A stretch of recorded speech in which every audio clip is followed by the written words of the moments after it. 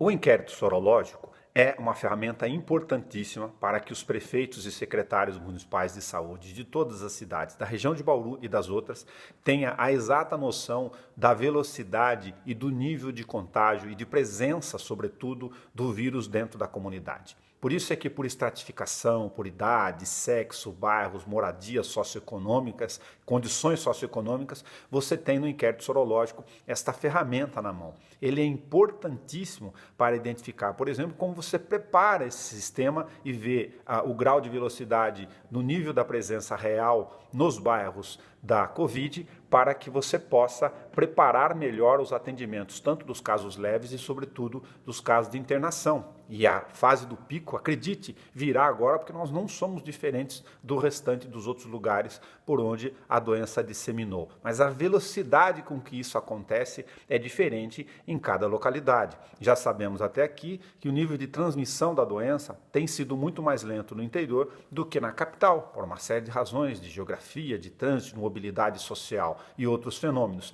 E pode ser que na sua cidade ou no seu bairro os moradores tenham cuidado melhor do chamado distanciamento, não ter se tocado nas ruas e quando saiu para a flexibilização gradual também tenham se cuidado melhor. Ok.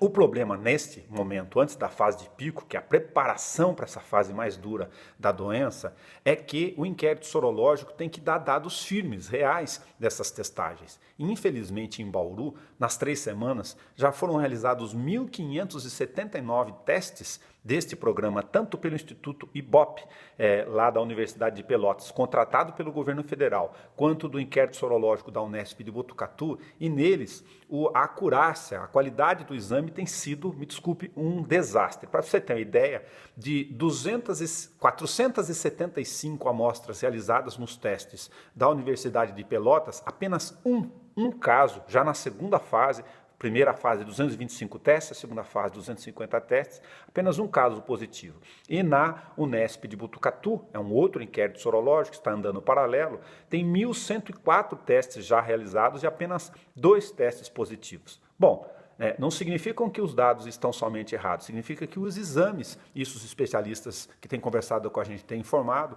estão sendo apontados de forma muito ruim. A qualidade do material que foi enviado pelo governo federal para esse exame, nesse momento, é muito ruim. Então, o material que está sendo utilizado para o teste não tem dado resultado algum. É basicamente, as autoridades estão querendo dizer assim, como se tivesse perdido este levantamento. Infelizmente, ele vai ter que ser realizado. Por sorte, esses testes são repetidos a cada ciclo de a cada 14 dias ou 2 semanas. Eles precisam ser realizados agora e as prefeituras, como a de Bauru, estão adquirindo os seus próprios testes mais seguros e de outras formulações para que ele possa dar esse dado.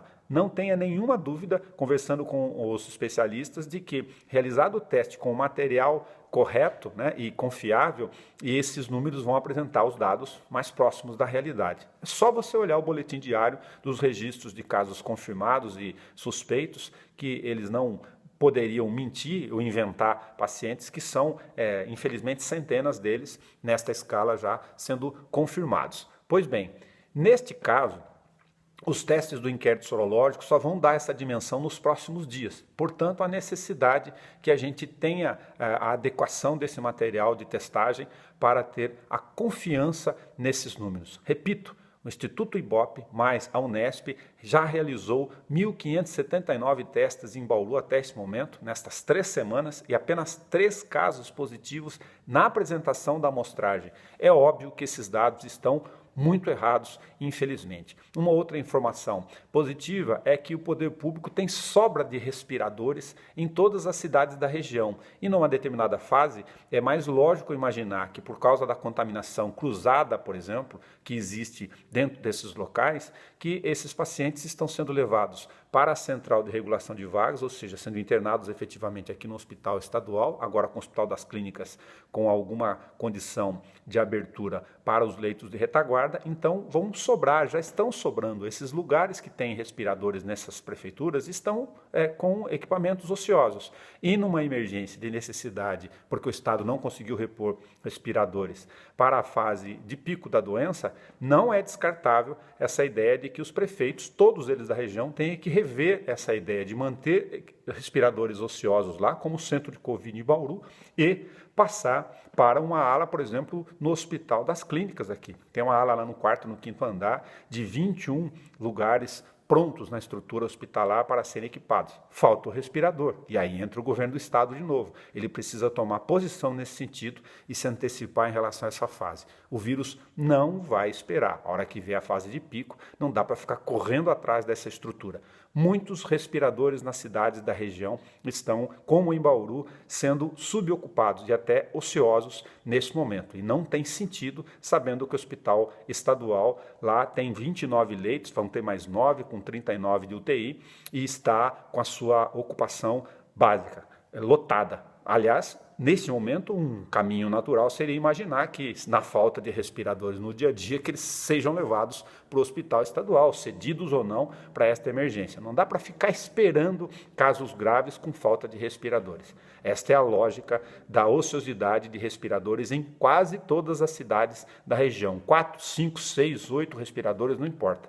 Todos eles, certamente, nesses centros, estão com muito pouca ocupação. É isso.